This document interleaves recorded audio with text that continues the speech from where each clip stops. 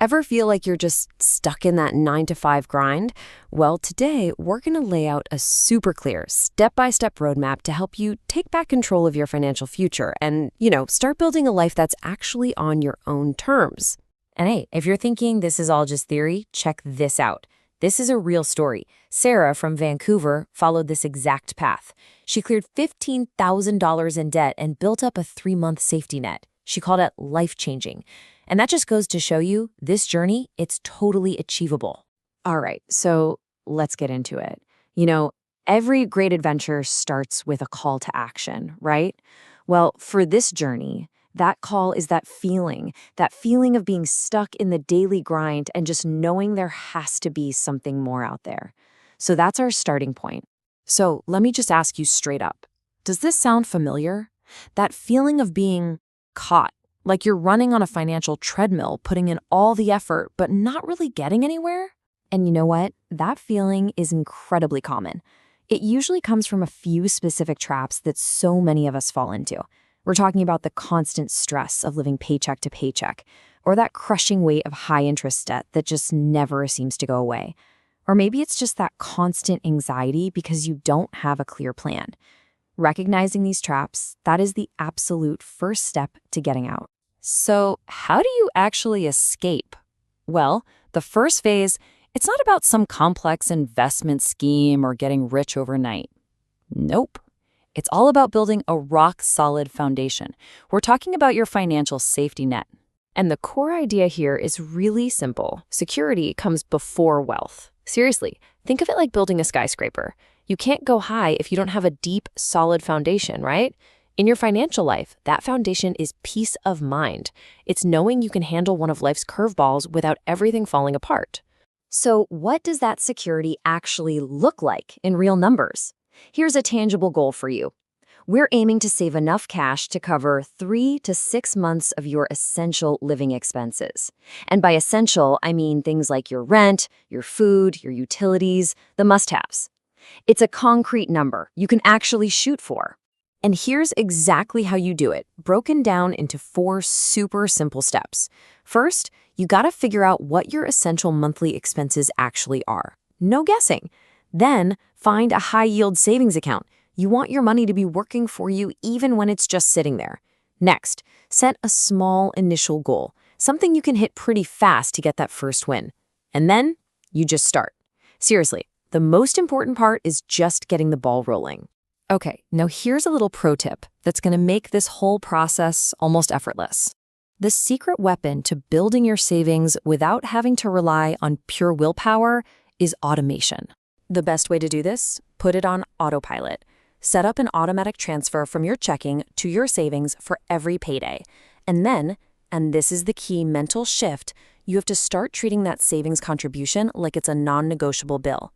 Just like your rent or your phone bill, you're paying yourself first. Let the system do the heavy lifting for you. Okay, once you've got that foundation getting built, it's time to turn our attention to the next big challenge, conquering your debt. And yeah, we're going to call it slaying the financial dragon because it might feel that big and scary. But here's the thing. With the right strategy, it is absolutely beatable. And you can see progress way faster than you think.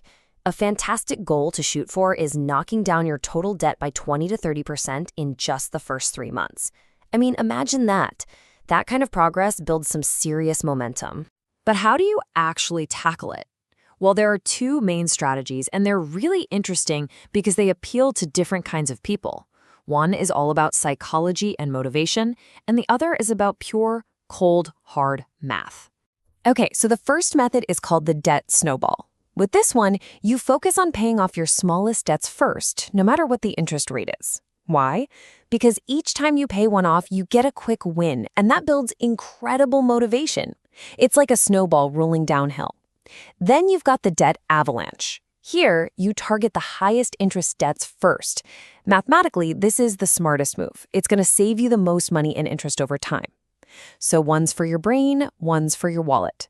The most important thing is to pick the one that you'll actually stick with. All right, your safety net is in place, that debt dragon is on the run, and now the whole story shifts.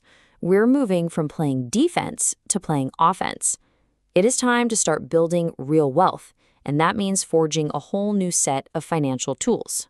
Now, I know investing can sound super complicated, but trust me, you do not need to be a Wall Street genius to get started.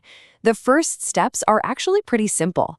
You open a brokerage account, you take a little time to understand the basics of things like index funds and ETFs. They're great starting points for most people. And then, you guessed it, just like with your savings, you automate your contributions. And if there is one single secret weapon in building wealth, it is time. Starting early, even if it's with really small amounts, unleashes the absolute magic of compounding. That's where your money starts making its own money, which then makes even more money. It's an incredible force. And look, another powerful tool you can add to your kit is to actively increase your income. We're talking about side income streams. This could be anything from freelancing with skills you already have to selling a service or even creating and selling digital products online.